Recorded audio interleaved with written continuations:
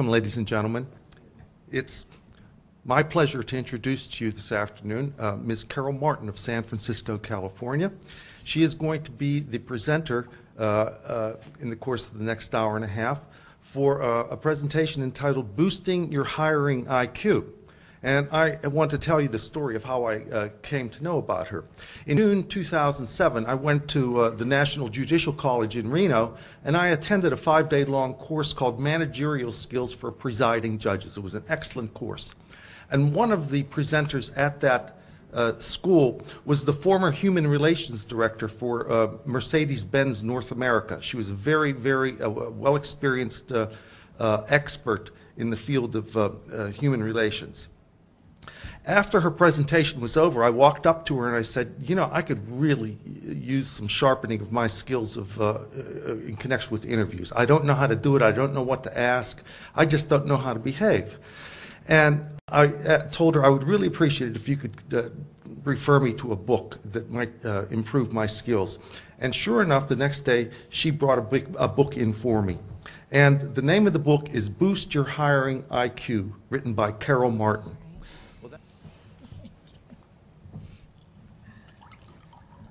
Okay, so these are going to be 3 people I'm interviewing, and I think I make my point much better when I can give you an example. So I'm going to give them each a script to read, and I'm not going to show favoritism. They may get a good one or a bad one. Okay. So they're not going to be the same? John, no, they're all different. Mary Ann and Ken. Okay, so all you have to do is read it. And whoops, I shouldn't get near those microphones, should I? You can hold the mic up when you read it. Yeah, okay. Okay, so you're in an interview with me, and I say to you, John, you say you have good customer service skills. Can you tell me about a time when you dealt with an angry customer? Use the mic. Just read it. Oh, you just want me to read the thing? That's all I want you to do. I thought I had to make something up. I think he was thinking of an answer. All I want you to do is read. He has plenty of angry customers.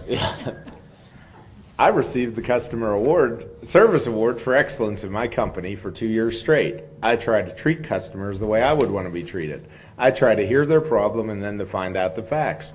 I ask a lot of questions to make sure that I have all the details and then do research to put the pieces together.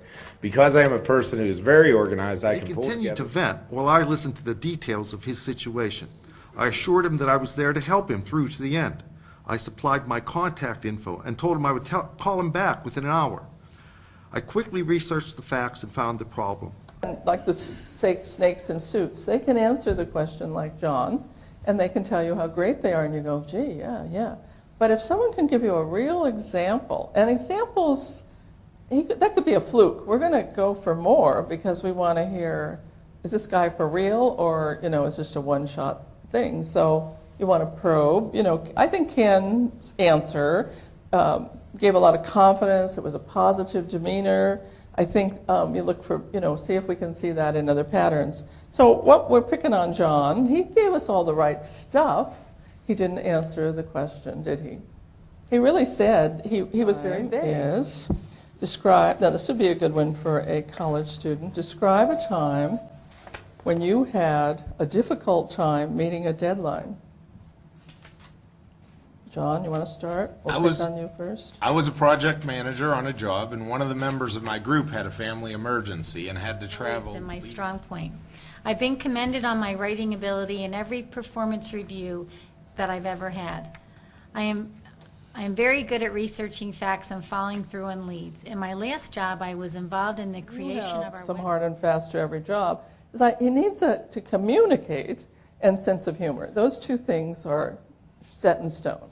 And that's true with any job. Okay, I used to go into managers and I'd say, this looks like a really good person, but they don't have supervisory experience. And some of them would say, find me the right person and we'll teach them. Because isn't the right person that piece of gold, and you've all had one in your life.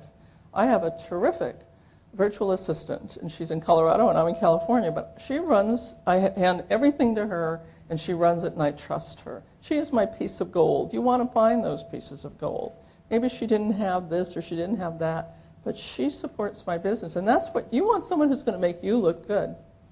And you know, something that we were talking about, the aggrandizing and stuff, sometimes people that interview are threatened by the person that they're interviewing, that they think, gee, this guy's so good, he could, or gal's so good, she could take over my job. And if you can turn that around and think, this person on my team is going to make me look good. But, you know, let's face it. And thank you, Ken. Carole, thank you very much for a very personable, engaging, and informative presentation. Very much appreciated and highly, highly useful.